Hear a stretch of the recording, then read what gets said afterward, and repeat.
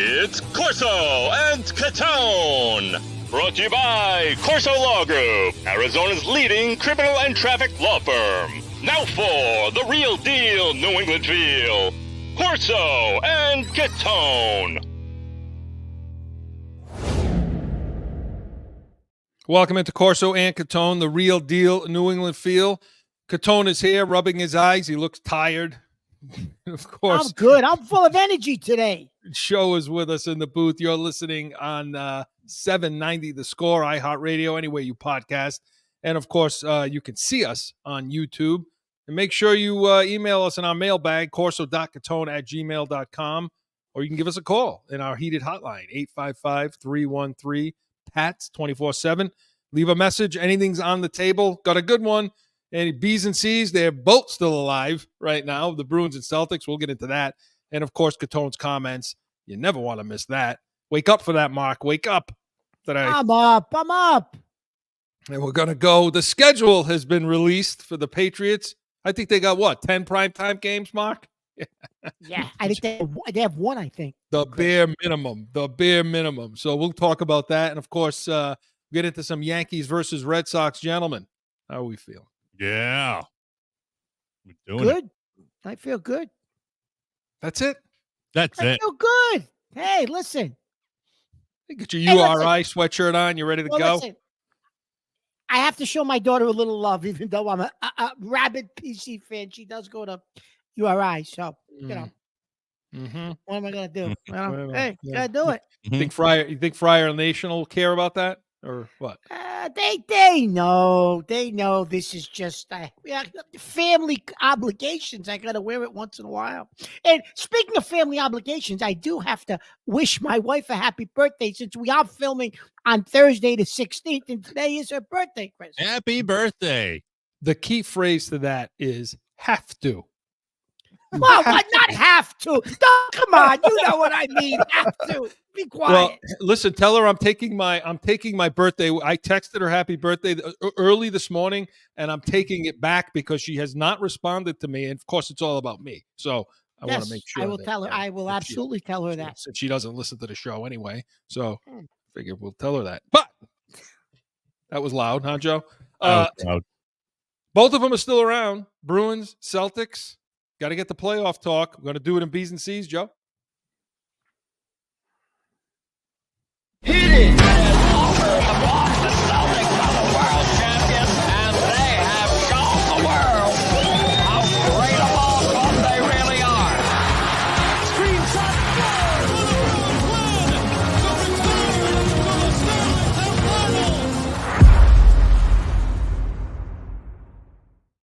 So, Mark, let's talk a little bit of Celtics first. They get through that series. So both the first two series, they beat the Heat in 5. Now they beat the Cleveland Cavaliers in 5.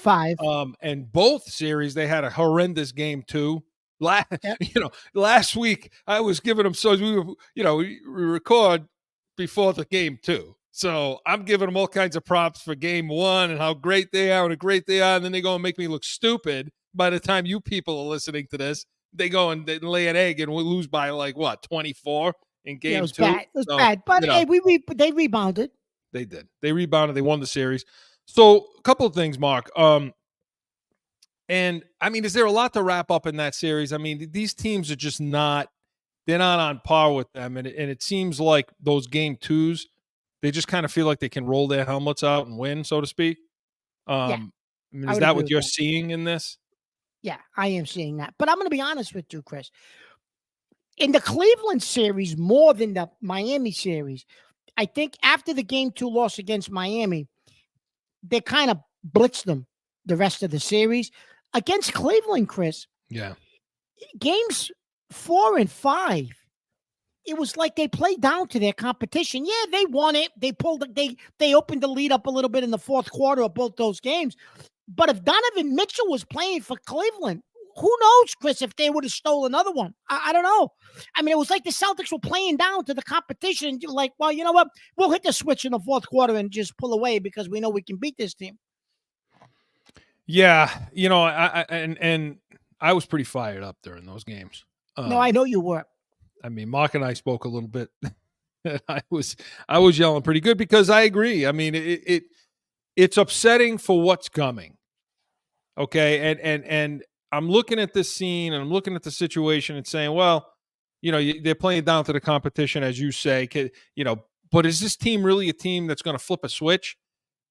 If you're a champion already, okay, and I have examples for this. If you're a champion already and you kind of have a lackluster game or two, then you flip the switch because you're battle tested. You've done it. You've gone through it. You've won the whole thing. A la Denver against Minnesota, where they go and lose the first 2 home games to Minnesota. Then all of a sudden, boom, they're not going to lose again. That's a team that's won it all. Are the Celtics that kind of team? I don't think so. Well, they haven't won it yet, so that they definitely aren't because they haven't won anything yet.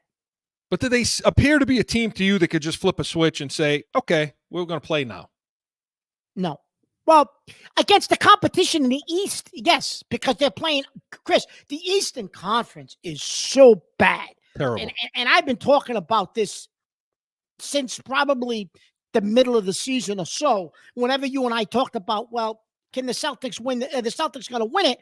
And we're like, well, I just don't know because when they get to the Western Conference, Chris, if it's Denver, Denver's going to punch them in the face and they're going to, and I don't know how you're going to react because nobody in the East can do that to them. They will, and they can. And I just got to say to our viewers after game 2 of that Denver series, Mr. Corso was saying, I told you Minnesota, just like Denver last year, they're going to roll through. And I said to him, Christopher, watch what happens. They woke up the sleeping giant. And I don't want to pat myself on the back, but they woke up the sleeping giant. Doesn't want to pat himself on the back. Joe, it's interesting, Joe, how I never hear the reverse. I never hear the opposite of that when it's true. Do you? Do you ever hear him say, I got to give, I would love to hear it. I'm going to pat myself in the back and blah, blah, blah. I didn't say that. I said I'm not going. going. I mean, when you're wrong and I'm right. Yeah. You're never going to. You let me know. You let me crickets know it. But you let me know it. Side. Yeah, you let me know it. Jerk. So, okay. Although I will give Chris credit for this. Why? He keeps telling me digging deep now. I'm not digging deep. He keeps telling me after watching the last 2 Celtic games and the last 2 Denver games, if it's Denver Celtics, his prediction, the Celtics are losing by 20 in game 1 because they're not going to be used to the intensity and they're not going to be used to getting hit in the face like that. That's his new prediction now. And I tend to agree with them. I don't know what they're going to do when they see that level of intensity. Well, and one of the reasons too, Mark, is it comes in a to while. Tatum. So we talk about Tatum now. Now, the funny and weird thing about this whole debate back and forth, does Tatum need to be this? Does he need to be that? Does he have to be the man? Does he have to score 30, 40 points? Is it okay? Can they win collectively? And all of this back and forth. Look, everybody was giving him props for the other game where he scored 33 points, right? And I even heard it coming out of your house, Yeah. But here's the thing. He scored what? 10 points in the second half. 23 of those points were in the first half. 10 were in the second half. And probably 4 of those were those foul him at the end, put him on the line, a free throw. Mm-hmm. So, you got 15 fourth quarter attempts. It's too many fallaways. He could take anybody to the rim. By the way, Cleveland, depleted as they are, if Denver was playing that team, they win by 50. Okay, and was what we should have been doing. So he takes too many fallaways, doesn't go to the rim enough. I get his complimentary part of his game, and it is something nobody cares about, but they should. So I go back and forth and say, can they win this thing collectively? Should they be able to? Yeah, I mean, I think they should be able to. Chris, the bigger question does he have to? But the bigger question is, can they win this if Porzingis doesn't come back?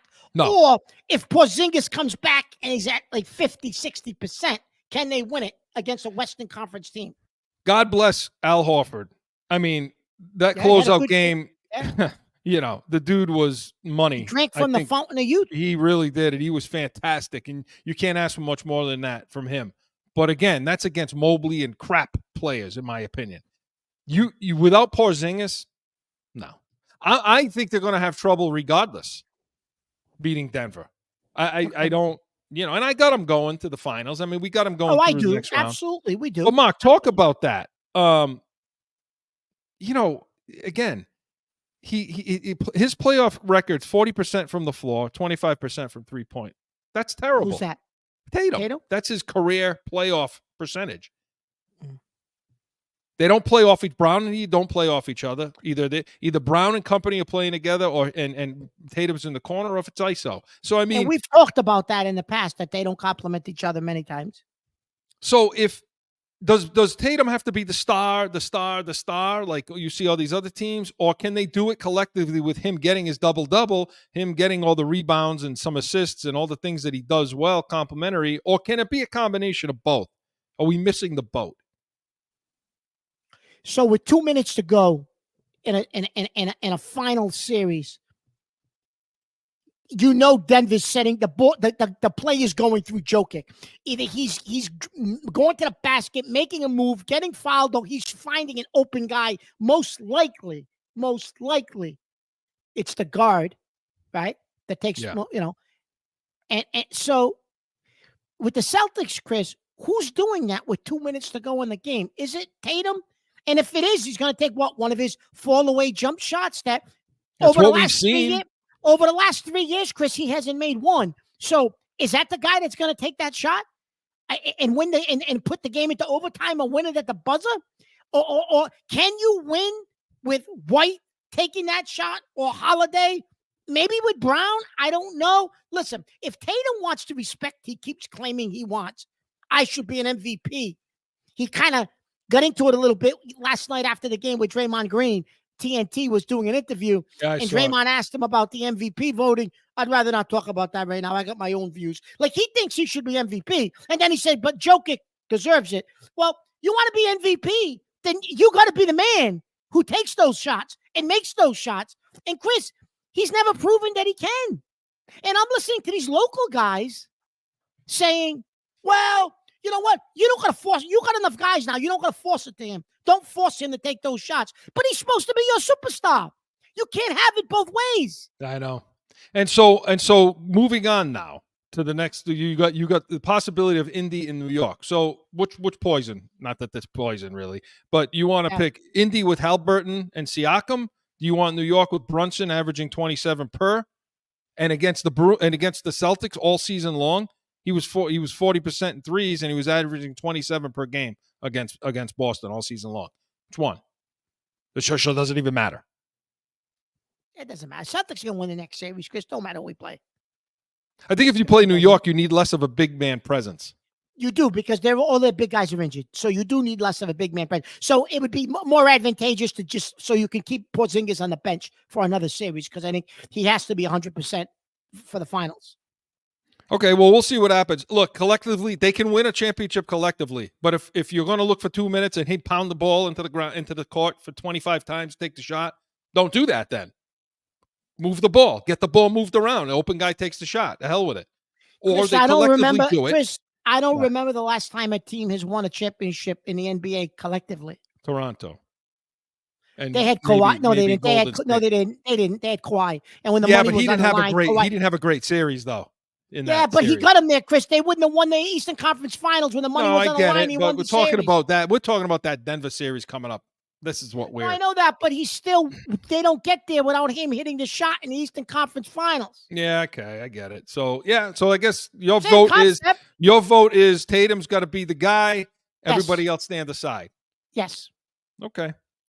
So, Mark, switching over to the Bruins, and we thought we'd be throwing the dirt on the grave right now and saying our eulogy, but they go and they win Game 5. That was in Florida, yeah. So they win Game 5. Here's what I saw in that game. Okay, we'll go run down. Good goaltend play. Although the one goal they gave up, Swayman gave up the rebound. He should have caught the puck, which tells me he's tired. These extra days are going to matter to him. Okay, especially they haven't had that in 2 weeks. So drop sticks. I saw some bad defense in their own end again. I saw another too many men on the ice. That means 6. More than all the other teams combined. They have more. They have 6 of them. They can't count. Several bad penalties. No power play goals again. Okay. The goalie interference challenge kind of went their way. I thought they should have lost. I thought Florida was right in that situation. Bruins puckered up again, and at least 5 open chances to score, breakaways, and so on. That's what I saw in that game. Okay, all the things that happened. Now, what did out of all that, what do you see coming into Game 6? Chris, they can't finish. They're still.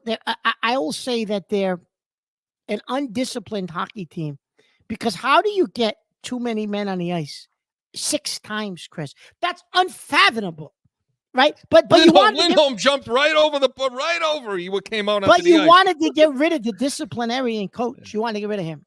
Okay, so this guy, you can't even get the right number of guys on the ice with this guy, this coach. Chris, listen, in Game 5, everything you said, right on. But Swayman had to make some I always say, Chris, sometimes a goalie's got to stand on his head for you to advance. Swayman standing on his head. I still don't think it's going to be enough for them to advance, but that's what he did in Game 5, Chris. Mock's comment at the end of that game was, they should be blanking him, this team. His teammates should be blanking him. That's how thankful they ought to be for him. I'll let you fill in that blank. And I told you they should carry him off the ice. Yeah, you did. There's a couple of good things I saw. Okay, so I went down all that list of things, and you're right, they can't count. And Mark, these too many men, they're not even penalties where like somebody's not getting off quite in time, and they're just not off the ice, but the other person came on and played the puck. This is like guys in the middle of the friggin' ice, guys in the middle. Chris, how can guys lose the puck off their stick when nobody even touches them? How's that possible? They're just skating and they lose the puck. They had to take. You know how many times they've been in their own end and had the puck on their tape, on their stick, and can't get it out of the zone. That's what I mean. They can't play the puck properly. There's a couple of things I saw which I thought led to the win.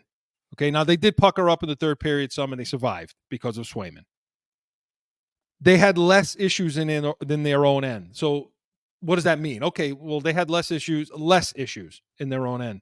But why? Why? What is it they're doing? What I saw is this. Take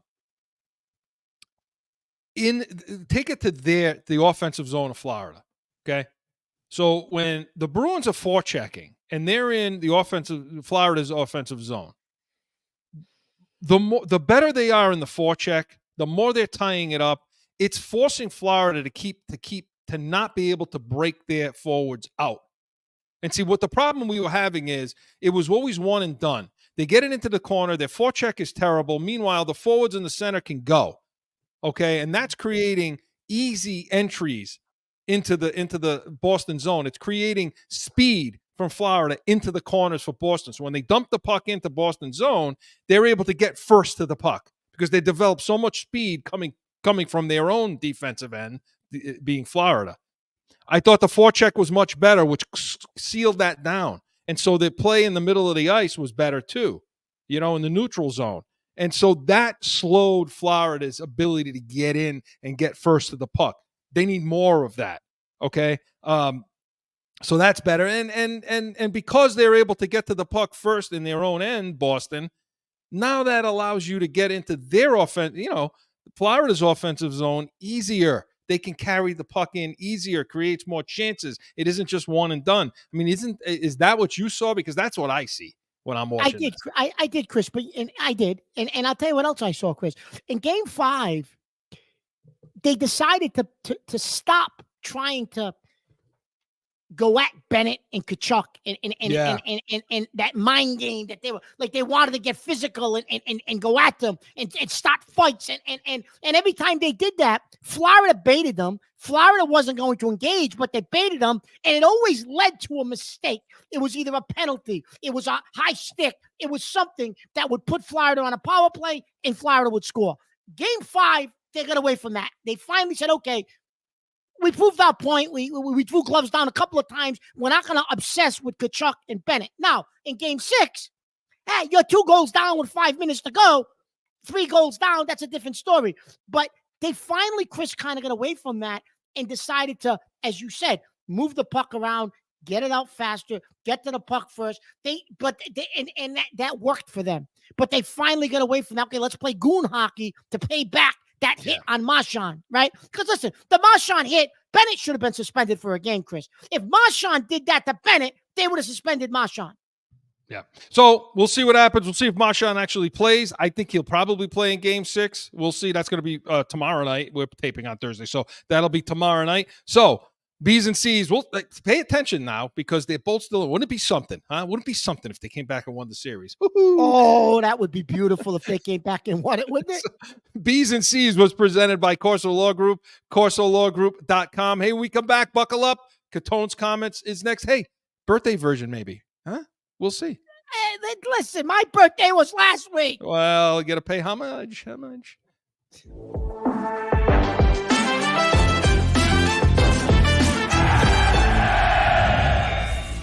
No one ever thinks they will be in need of a criminal or traffic lawyer, but things happen. Corso Law Group is Arizona's leading criminal and traffic law firm. Call or go online to CorsoLawGroup.com and talk with these expert attorneys who I know will help. Time for Catone's comment! So, this week, today, I changed what I was doing for Catone's comments today because I got a text this afternoon from a friend of mine. He says, hey, Providence basketball, they just got invited into a holiday tournament around Thanksgiving time. He said, Creighton was supposed to be in it. There's like Gonzaga, Arizona. There's all kind of good teams in this tournament. It's in the Bahamas, Paradise Island, Bahamas. It's called the Battle for Atlantis, I think, right? So he says, you want to go out there? He said, they got packages. He said, we could go out for like 4 days, 4 nights, whatever, watch the tournament. And I'm like, maybe. I was like, you know what? No. I said, no, I'm all set. Thanks. You know why I'm all set? Because I'm not getting on a plane. I'm not getting on a plane unless I have to. For me, that's not, I can watch the games on TV. If it was a family trip, I'm going with my wife, my kids, I'm going to spend a week on the beach, maybe. But for me to get on a plane, and nobody's a bigger PC fan than me, but just to go watch the basketball, unless they're in the Final Four, that's different. But a November tournament, I'm not getting on a plane. Now, you may ask why. Now, our viewers on 790 have never heard any of this, any of these stories.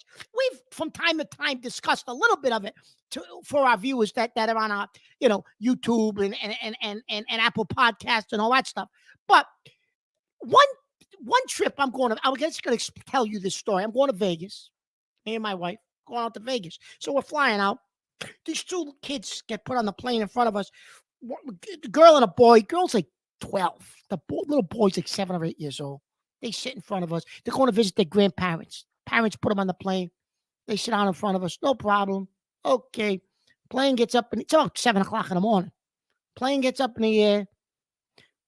The 7-year-old, he just starts shoveling stuff in his mouth. Candy, cookies, chips. I don't know what I don't know what else he shoveled in his mouth. We're about halfway through the flight. He's gonna be sick. Stewardess comes with the bag. He's throwing up in the bag. Okay, okay, wonderful. He's done. Falls asleep. Wonderful. Meanwhile, he's rocking back and forth in his chair. He's making all kind of noises. But hey, they're kids. It's okay. I didn't have kids at the time. Now he decides he's going to wake up. He reaches into his bag. He had a bag of stuff. He takes out a strawberry milk. My hand went over the chair. Whoop! Took the strawberry milk right out. My wife's looking at me. I said, "Oh, no, you're not." No, took it. I called the stewardess over. I said, "Oh, no. I said, he just got sick in the bag. Take it, put it in the refrigerator. Do whatever you're going to do with it. He ain't drinking strawberry milk." I told the little girl with him. I said, "Honey, he ain't drinking strawberry milk. No. Tell him to go back to sleep. We'll wake him up when we land." Right? So now we land in Arizona. Now we're going to go from Arizona to Vegas. No big deal. Now they get off the plane. I stay on. People are getting on the plane. Now my wife has got the aisle seat. I'm next to her. There's nobody to the left of me. We're on Southwest. Beautiful. I gave her that seat because, she can stretch her legs. I'm being a gentleman. Woman gets on the plane with a little baby. No problem. We're only going to Vegas. What is it, 40 minutes, Chris, flight from Arizona to Vegas? Half hour. Half hour. Okay. She couldn't wait a half hour. She sits next to me. She takes out her breast. And she's breastfeeding. And I looked. And I said, you got a half hour, you're going to breastfeed next to me. Really? Are you kidding me? Honestly, you're going to breastfeed next to me. Okay. No problem. Now we land. Great. Now this is one trip, mind you.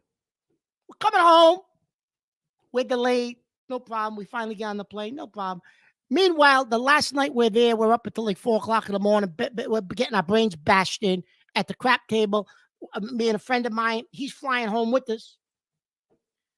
Well, now, on Southwest, they want to play games. We haven't slept like in 24 hours. They're doing some game with change and quarters, and they're passing the change up and down the aisle. My friend is about 4 rows back. They give it to him. Now, I knew it was him. You see the change go flying up the aisle. He threw it. You're supposed to pass it to the person in front of you. He was sleeping. He said, "Give me this." He threw it. Okay, listen, it's craziness. I don't want any part of a plane. They're playing games on a plane. Now, we land in Baltimore. We're delayed for hours. They canceled the flight. We get on another flight. Now we get on the runway. It's still a storm. We're on the runway about an hour and a half waiting to take off. Finally, they're going to take off. We're all separated. I'm in the back of the plane. I'm sweating. It stinks. Everybody's breath I can smell. I'm dying in the back of the plane. They said, "Okay, lights off. We're going to try to take off." There's 2 people next to me. They're reading poetry to each other. They don't shut that light. I looked. I said, "Yeah, okay, lights off." Nope, nothing. I went, bink, bink. For those of you that are watching on YouTube, I shut the lights. Listening to me on 790, I shut the lights. My hands. They keep reading poetry. She puts the light back on. I said, "Well," I looked at her. I went, bink, bink. I said, "Lights off. Lights are off. They're off." Right? Now I'm getting ready to grab the book from this lady's hand. If I grab the book, I said, they're going to escort me off this plane. Finally, she doesn't put the lights back on. Thank God she doesn't put the lights back on. Next time I get on a plane wearing a baseball tournament with my son, I got a guy next to me. He was a big man. He's next to me. Because, of course, my wife and 2 kids are to the left of me. So they could all sit together, and I'm over there by myself, right? This guy comes and sits next to me. Big man. Decides to take his dirty shoes off and socks. You got your dirty feet on this dirty plane, and now he's playing with his toes. He's playing with his dirty toes next to me. Why would anybody get on a plane? Why do you want to get on a plane? Why? Who's coughing? Burping, they get on the plane. All of a sudden, they got whooping cough. They got everything. They got every disease you could possibly invent when they get on a plane. And now you're gonna get off you're on a plane sitting next to all these dirty heathens. Dirty. I don't want to get on any planes. No planes, Christopher. I don't care if the plane is for free. I'm getting on planes. You sexist bastard, you. How am I a sexist? What did I say? You don't let the lady feed her kid? You're upset? Chris, I don't care. A half hour? You gonna take that thing out? You couldn't wait a half hour. The kid And by the way, just so you understand, those stories are mild compared to you. You got to tell one of your stories. Joe, I think we need to do a special show this summer I think we Yes. just need to do a special one show about just Travel. forget sports, just about traveling. What do you think? Can we do that? We do whatever you want. We do stories just about traveling. Maybe in 1972 they were called stewardesses, but What are they called now? I don't, Joe. I don't know that that's the title anymore. Is it? What do they call them? I don't know what they call them. Definitely not. Definitely not. I don't know. It that's can't what be I that thought. though. I haven't heard that in about 30 years. Okay, Just well, what unattended. do you want? I'm T-Rex. This is coming from T-Rex, Joe, by the way. For those of you on 790, you may not realize that we call Chris T-Rex because he's Light a dinosaur. Flight Attendants. I know they're attendants. flight attendants. I know. They're working hard for you, Mark. They're working hard up there No, for but you. I didn't have a problem with the flight attendant. I had a problem with the kid that was going to take out the strawberry milk. Yeah, listen. I hate everybody. So How You about know. me? You just get, he just gets off, he gets up, he's 10 minutes in the air. Yeah, I got this person next to me. The text already stopped. 10 minutes Oh, into your flight they're licking their fingers. with the peanuts. I told you, making love to the peanuts, basically. Like if there's a way to stick your whole hand into a bag that's about an inch big, they're doing it. One lady spilled an entire 32-ounce coffee all over my seat. I had to sit in the jump seat with the stewardesses, Mark. Okay, that's where I had to sit for the whole flight, which was actually better. Yeah, we'll do a whole show on that. You're just impatient. This is the thing. You have to be like me. You have to have patience with people. Joe, this comes from the guy that was fighting with the people riding the bicycles. They were riding bicycles near his house around, and he stopped and started screaming at them. We're gonna do a show. We're gonna do a whole show on traveling and just you know what, Joe? We should call it a tolerance show. Yeah. How to tolerate people and what things to look for and not look for. CORSO CATONE, tolerate the world. Yeah, our tolerance lecture.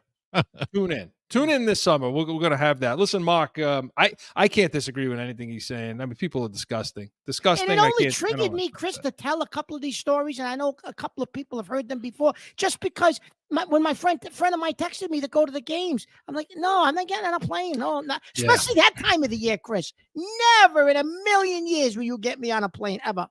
Well, you're right. You're right. And exciting though. They're playing down in the. No, they are. It is nice that they're playing down. Joe, you can go.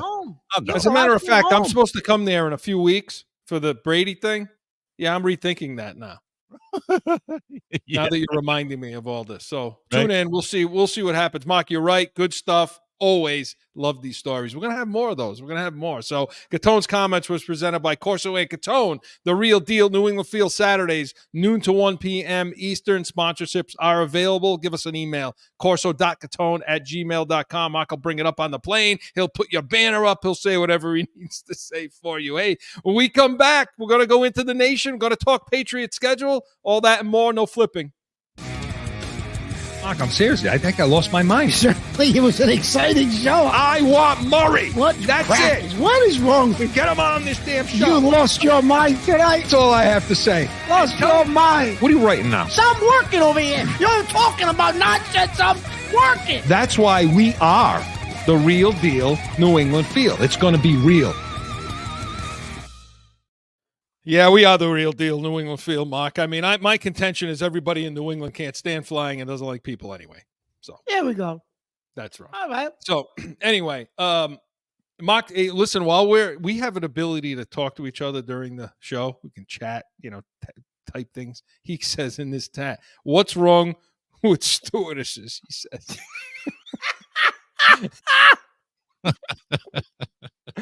What's wrong with stewardesses? This is what he writes to me.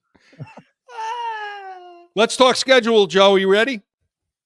Am I ready or you? Are you ready? Well, let's as a Pats Nation ready? Let's have it.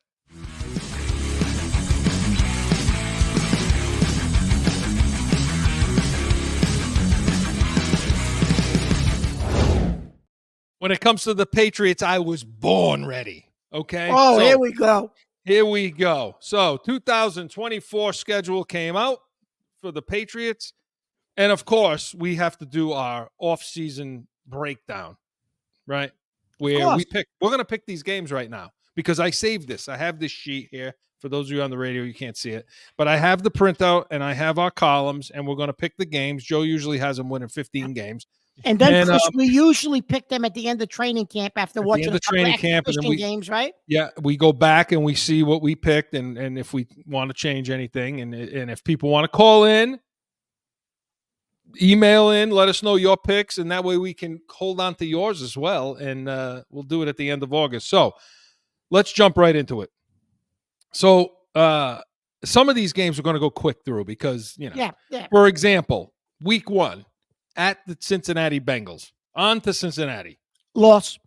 Okay, loss. Okay, now this one I have a question mark next to. I couldn't decide. Okay, so they come home for their home opener to the Seattle Seahawks, Mark. That's a winnable game, Chris. Geno Smith, right? New coach. That or Howell, right? The guy from Washington. But I'm assuming Geno Smith, new coach. I'm going to say, Chris, that's a win. Because it's the home opener. I'm going to give him a win. You think Brissett is playing at that point? Because I do. Yes, absolutely. Okay. So we're going to give them a win. Joe? Oh, I got him as a win. Okay, he's got, how many wins? Let's see how many wins he has on. He's delusional. I went through it again and took out some wins that I did have and readjusted things for. Let me tell you, just real quick, last year at this time, how many wins did I have them? And everybody thought I was crazy. Everybody was typing in, chatting in. 5 last year at this time. So, didn't change much. Okay, at the Jets, Mark. Here's their only primetime game. Thursday night. This is the Jets home opener. Aaron Rodgers and so on. I assume he's going to still be playing and not hurt, injured. What do you think? Loss. Loss. Yeah, loss. Okay, Joe, you're so negative this year. And then we go, Joe, I'm already putting this one as a loss because. Well, hang on a second. I have a question. We've talked about this the past couple weeks. When do you think potentially Brissett's not going to play? So, go ahead, Mark. Because I have an idea. I have a thought. Of course, I have a thought. I never shut up. Listen, if you start out 2-8, why are you playing May at all? Just run the table. Why play him? I think Brissett's going to play the whole season. I honestly don't think they want May to see the field. Because there's a lot of people that think, look, if first of all, May is competing against himself. That's the first thing. Yes, this is not a quarterback competition. This is May. This is them deciding when is he ready? Is he ready? This has nothing to do with Brissett. I don't care if he wins the first 3 games. When May is ready, they're going to play him. Now, a lot of people think he's going to play week 1 because they think he's going to be that strong, like Mac Jones showed in training camp. You're talking about Elliott Wolf. You're talking about a team that's based on Green Bay stuff. Okay. And in their philosophy, it's sit them for years, but they had Hall of Famers. But, so I don't see him. I'm with you. I don't see him hitting the field, Joe, for the whole season. Right. I really don't. And I'm going to be honest with you, Chris. A few more Everyone talks about, when Mac Jones, they had to start him because of what. But listen. Look who they had. Yeah, Brissett is not Cam Newton. Brissett can throw the football. He can move around back there. I mean, Newton was basically finished. Brissett took Cleveland to the playoffs last year. Cleveland had 5 different quarterbacks last season, and Brissett they were in the playoffs with Brissett. So, I don't see any reason to play May. I don't. He's got a lot to go. He's got a long way to go. He's 21 years old. Yeah, so I agree with that. So Joe, I think you're avoiding. I think you only brought that up to avoid the next game. So they now go on the road to San Francisco. This, by the way, for those of you who don't know, this is Joe's, childhood team. This is it. Loves the 49ers. He'll still argue that Montana was a better quarterback than Brady. He still argues that. Well, it comes close, but I did tip the scales. It comes close. I did tip the scales, as of late to give to Brady now. He's been in front of those screens way too long, I think. So, okay, I got it as a loss. Loss. Yeah, loss. Oh, yeah, I know the New England could be coming off a Super Bowl. He's going to pick San Fran. So, so now they come home for Miami. This is interesting. Loss. Yeah. See, with this game, okay, The funny thing about Miami, okay, is have they shored up their defense enough? I know they got speed on the offense. And Mark, okay, let me ask you this. This illustrates a little problem that a theory that you have as to why the Patriots are going to be worse this year than last year, right? Yep. This is the game that's going to. This is the game it's going to get one of the It games. will maybe really probably get San Fran, but this is going to be one that really. Yep. And what is that? So everyone thinks, the Patriots have the top defense coming back. Top defense. Listen, Chris believes, and I agree with him, they'll have good corner play and good defensive line play. The middle of the field has been their issue the last 2 or 3 years. And I think Belichick didn't get enough credit for scheming and hiding how bad that middle of the field really is.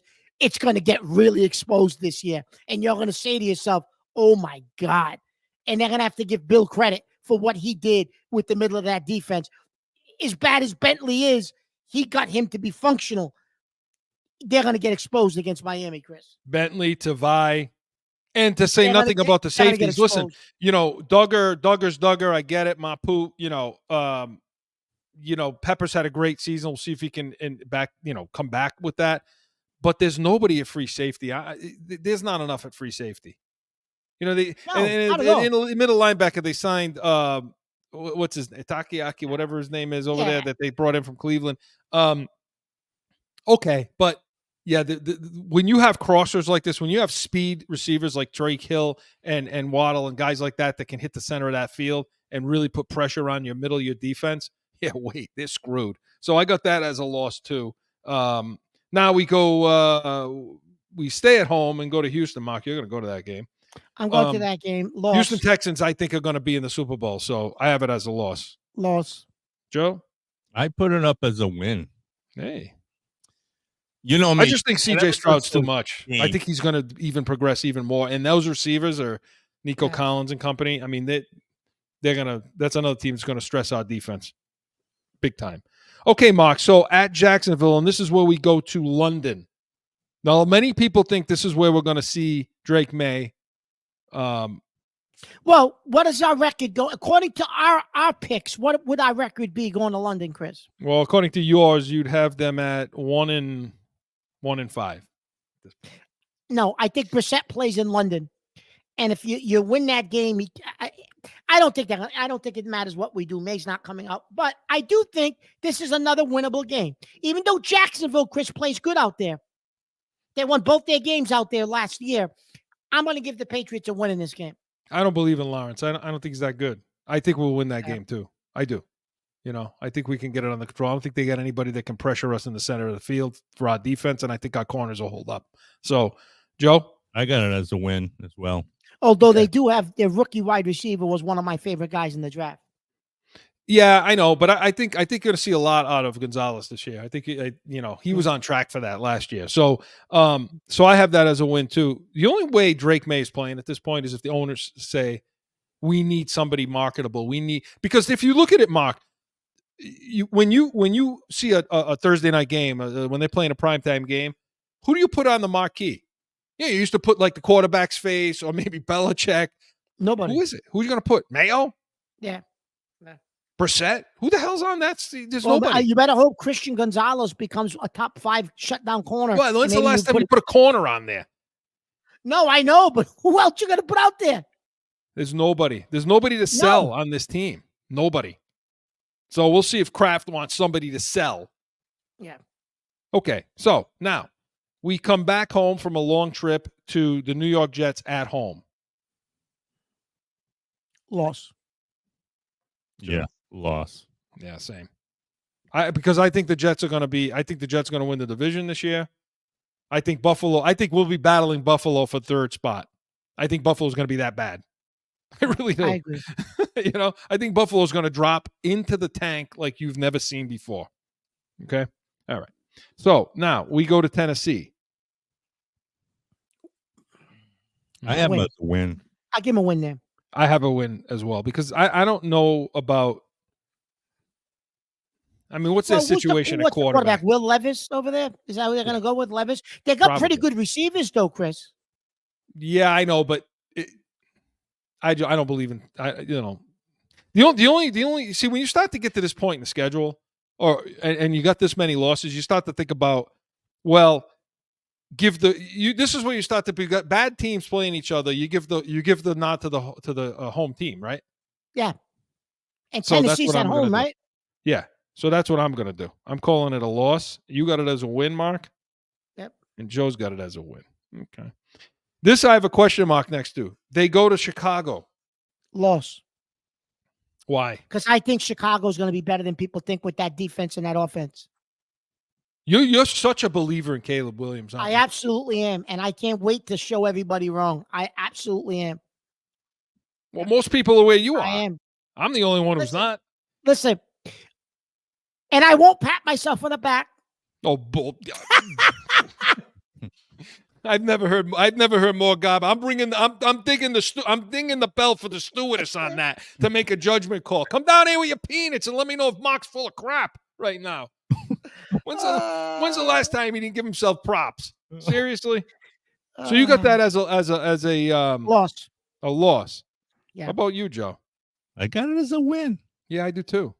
I don't think the Bears. Well, if you followed your theory from the Tennessee game, you'd do the same thing with Chicago. Yeah, you know what? I don't know. I can I come back to that? You got it as a win. That's because you don't like Caleb Williams, so you got it as a win. All right. And you know what? Let me come back to that. I got to think about that. No, you put it down as a win. Let me think about that again. Let's come back to that. I'm running this ship here. Come on now. All right. So you come home to the Rams. Loss. Yeah, I have it as a loss. Joe? I got it as a win. Wow, Chris. Why? What, the colors? What? Uniforms? No, because I think they're running off a couple of wins. Are you still an LA guy? Is this what it is? You like No. LA? They're running off a couple No, of but he wins, picked against and LA, Chris. they're taking a home win because they're running off a couple of away wins. They're coming with that excitement. I think they're going to take another one, but then I have a bunch of L's after that. Okay. So, all right. Well, then let's go to Miami now. Let's go to the House of Horrors forever. That's a loss. That was always a loss with Brady. Yeah, it was. Too. So everybody's got that as a loss. Right. Okay. So, well, when it's bolded, that means it's home, right? Okay. So now they come home and they play Indianapolis. Richardson. I don't believe in him either. I'm counting it as a loss. I have a win for them. I'm going to give him a Actually, win. I have more wins than I thought. I'm going to give him a win.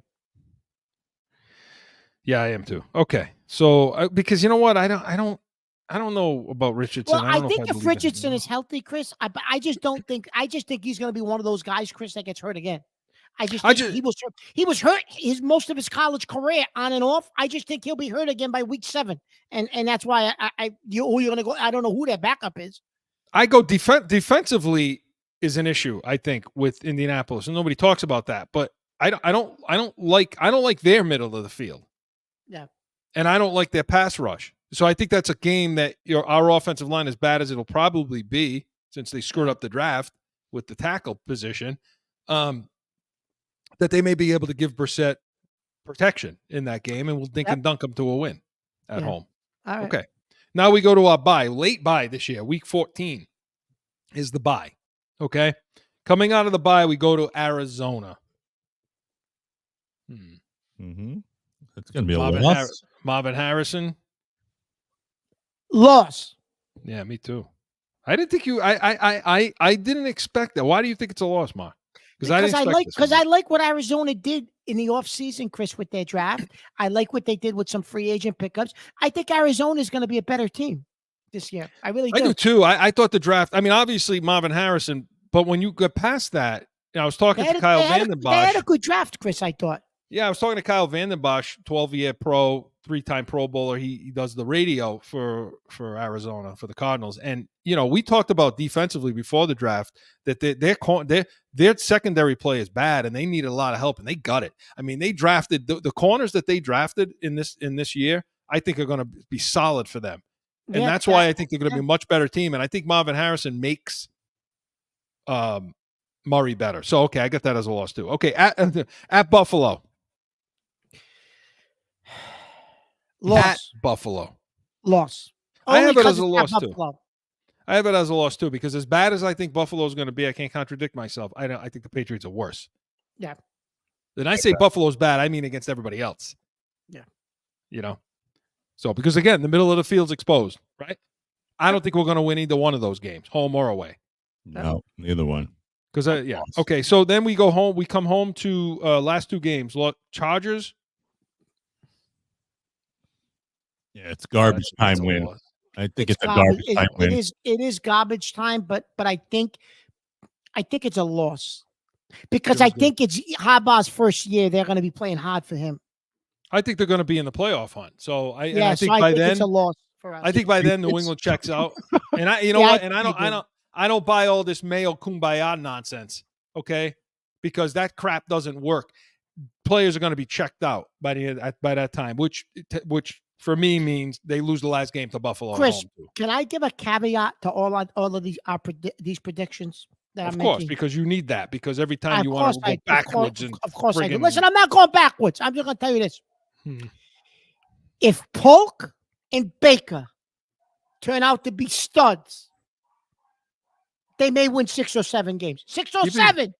Even your dog doesn't agree with you. Yeah, he's listening to me. He's listening to the show. He don't like what I'm saying. Listen, 6 or 7 wins. They're not going to be a playoff team. But if Polk and Baker turn out to be studs, they may win 6 or 7 even with this team.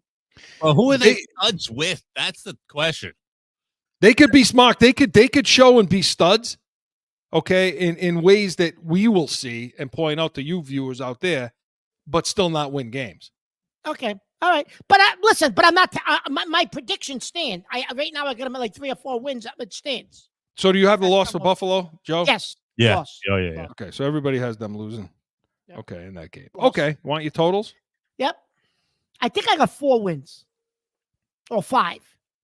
But do you think Brissett? While I'm counting up, do you think Brissett's going to be good enough to show those two to showcase those two the way they need to?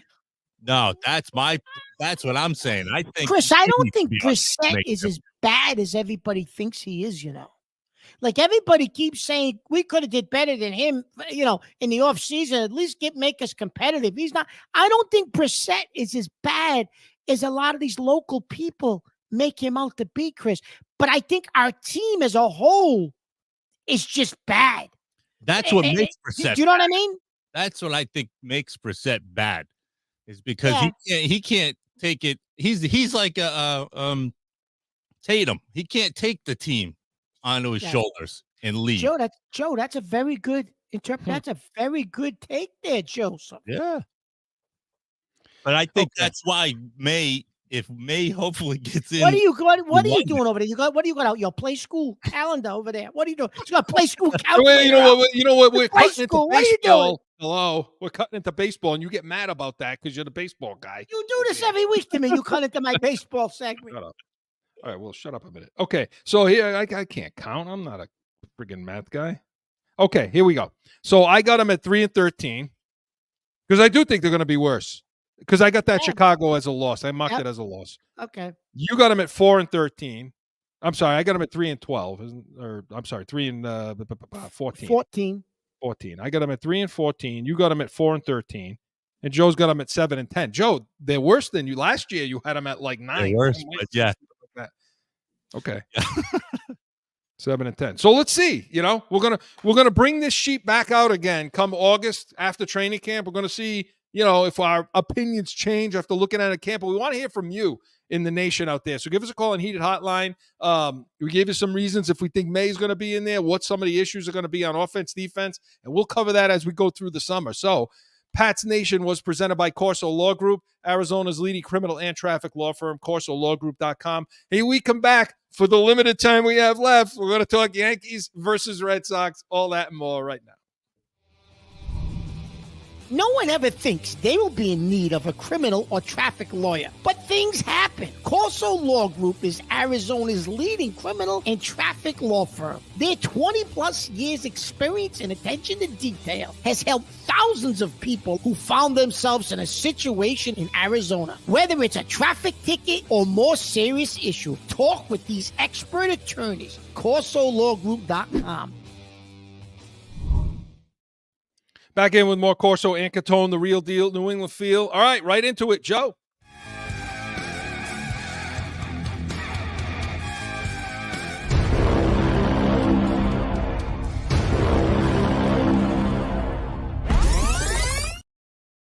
Okay, Mark, so there are, a little more than a quarter of the way into the season, okay? And Yankees are sitting at 30-15. The Red Sox are sitting at 22-21, which is pretty much where we thought they'd be. What we thought they'd be, yep. So at the quarter pole, Mark, what do you see? At the quarter pole, Chris, I am going to say this. The Yankees, Chris, are doing better than I thought they would do without Cole. They're starting pitching. I understand they're only giving you 6 innings, 5 innings, 6 innings a game, but I think they're performing, Chris, better than I thought they would. I give the starters props. I think they're going to need to make a deal at the trade deadline to bring in some reinforcements in the bullpen, which I think they can do. And I'm going to give props to Aaron Judge, Chris. We were giving him a rash of garbage a couple of weeks back, you and I. He's gone from batting like 178, Chris. He's up to almost 270. He's up to like 268 in a matter of 3 weeks. He's the hottest hitter in baseball right now. He's hitting home runs. He's hitting doubles. He's driving in runs. So Judge has got his groove back, which is, they need that, right? And Stanton is batting about 240, 250, but he's starting to hit home runs too, Chris. If you can keep Stanton at 240, 250, that's the best you're going to get out of him. So I'm okay with where the Yankees are situated. Garrett Cole started his rehab, is starting to do some rehab. He should be back, Chris, by the middle of June, I think. So they're trending in a positive direction. Listen, they got 30 wins. They got the most wins in the American League. The only team with more wins is Philadelphia with 31. So as far as the Yankees are concerned, Chris, I'm feeling good. Guys like Gleyber Torres are starting to hit now. Volpe has been level. He's been batting. He's been staying steady pretty much the whole season. Soto has leveled off a little bit, but he's still going to be an MVP contender. I like where the Yankees are sitting. Enough small ball for you? Because I'm not seeing it. No, now they're a game up it. on Baltimore. Baltimore Shea. By the way, Houston is 18-25, although they won 4 in a row. But well, back to I that. think No, with small ball with Volpe and Cabrera, when Cabrera is healthy and Verdugo, I think there's a little bit of an opportunity there, Chris, to single and double teams to death with those 3 guys. So we'll see. Have I seen enough of it? No. I'd like to see more of it, but I think they have more potential this year to do that than they have in the past. Well, you know my problem with them. If they're relying on slugging in the Not playoffs, it's not going to work. I get it. So but they do have better starting pitching, Chris. They have better starting pitching they've had in the past. So turning to Boston, 22-21, 500 team. I mean, and they play like a 500 team. I mean, I don't even know like what a 500 team. They have that stench of a 500 team.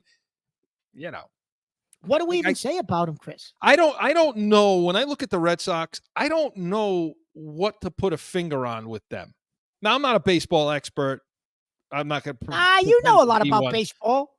You played. You coached. But when I look at them, the starting pitching I thought was it started to it's starting to taper off some. The hitting as well. The hitting though has not been what I thought it would be. You thought it'd be better, right? I thought it would be better. I did too. I mean, I thought they may be sitting 5 games above 500 right now, and they're 1. But Mark, this is a 500 team. That's what they're going to be. I mean, the bullpen sucks. The bullpen stinks. They're a weak defensive team, Chris. And oh my God, they're atrocious, Chris. God forbid the starting. We had a call. Didn't we have a caller or somebody to email us a couple of weeks ago how atrocious they are on defense? Yeah. And if the starting pitching, Chris, takes a step back even more, they got a problem. They got a problem. And because you're right, they're not hitting as well as we thought they would. No. So if the hitting picks up, and maybe they get to that 84 wins. And Casas, the first baseman, Chris, who they were counting on to be one of their sluggers, he's on the IR. He's on injured reserve until probably sometime in later June. That hurt them. Well, injuries are an issue. But if the hitting improves, maybe they get to that 84 wins. We'll see. But it's a long way to go. Rafaela at shortstop has been better. And is Story ever coming back, or is he out for the year? Who the hell knows? I think Story. he's gone. Story's gone for the year. So he's out for let the us year know. again. All right, I didn't realize that. I thought he was only on like 60 day. All right. So let us know what you think in Heated Hotline. Give us an email in our mailbag. But Corso and Catone was presented by Corso Law Group. Get on. All our shows are up for you. Subscribe. Come back next week. Still talking playoffs. Talk some more baseball. Give Mark a little more time. And, of course, we'll see how Mark's travel plans are going forward in Catone's comments. Anything. I apologize to all flight attendants. I apologize. Be quiet. We got to finish. We're done. Anything you bring to the table, we will be ready. We are Corso and Catone, the real deal, New England Feel. See you next Saturday. Now find Corso and Catone on AM 790, The Score, iHeartRadio, iTunes, wherever you podcast. Or subscribe to the YouTube channel and catch the chaos every Saturday at noon.